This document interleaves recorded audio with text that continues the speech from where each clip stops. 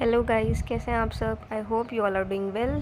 सो आज हम करेंगे MCQs practice questions of chapter solution of chemistry. So let's start. So सबसे पहले हमारा फर्स्ट क्वेश्चन है ये। आपको क्या क्वेश्चन दिया है, choose the ideal solution from the following. First option is carbon disulphide and acetone, second option is phenol and aniline, third option is chloroform and acetone and the last option is ethyl iodide and ethyl bromide.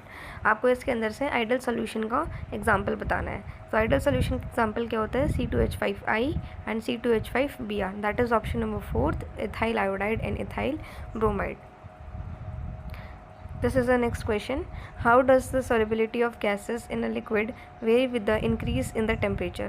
आपको gases की solubility और temperature के बीच में relation बताना है। क्या है इन दोनों के बीच में रिलेशन, कैसा है, इनवर्स रिलेशन है। मतलब अगर टेम्परेचर इंक्रीज़ होगा तो solubility क्या हो जाएगी, डिक्रीज हो जाएगी। इसीलिए the option is option number B, decrease with the temperature. और next question is how does the solubility of gases vary with the pressure. अब आपको गैसेस की सॉल्युबिलिटी और प्रेशर के बीच में रिलेशनशिप बताना है। तो इनके बीच में डायरेक्ट रिलेशन है। मतलब अगर गैसेस की सॉल्युबिलिटी बढ़ेगी तो प्रेशर भी क्या होगा, बढ़ेगा। तो that is option number A, increase with the pressure. Next question is which law explain solubility of gases in a liquid.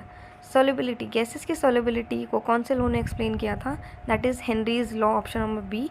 Henrys law क्या कहता है कि जो पार्शियल प्रेशर है गैस का, that is directly proportional to the mole fraction of the gas. So the correct answer is option number B, Henry's law.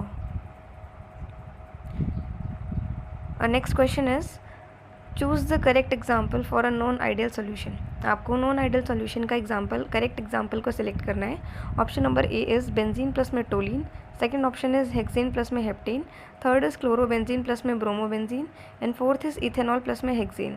तो non ideal solution का example कौन सा है इसमें, इथेनॉल प्लस में hexane, that is option number D. This is the next question, which condition holds for the ideal solution.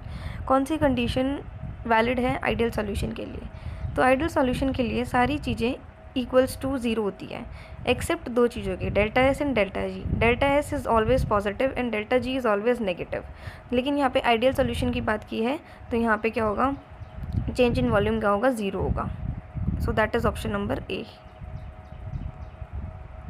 This is our next question, what does Henrys constant depend upon. जो हमारा Henrys constant है KH है, वो किस पे depend करता है, nature of gases, nature of solvent, temperature, all of the above. तो हमारा हेनरीज कांस्टेंट KH सब पे डिपेंड करता है, गैस के नेचर पे भी, सॉल्वेंट के नेचर पे भी, टेम्परेचर पे भी। सो the correct option is option number D, all of the above. Now this is our last question. How is Henry's constant dependent on the temperature? Henry's constant मतलब KH और हमारा temperature, इनके बीच में क्या रिलेशनशिप है, direct relationship है। तो KH is directly proportional to temperature.